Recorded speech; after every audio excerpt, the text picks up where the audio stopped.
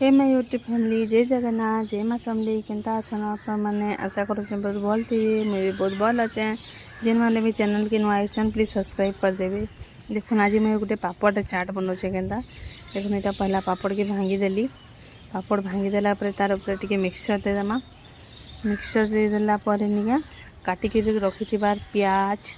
आउे आम टमाटो और मिर्चा के पूरा छोट छोट कर काटिक रखी ताके पकईदेली पकईदेला ताके भलसे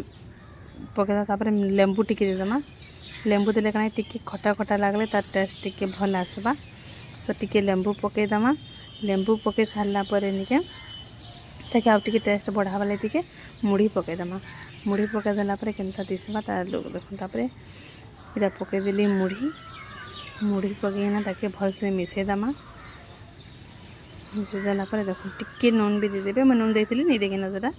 टिके नून देदेले टमाटर टिके पड़े बोले नून टिके देले भल लगा देखुन केनता है जे मोर पापड़ चाट आप भी बनई खाऊन बहुत टेस्ट लगवा हमें भी खाएनु बहुत टेस्ट लगला देखुन केनता है जी। Thanks for watching my video please subscribe my channel thank you.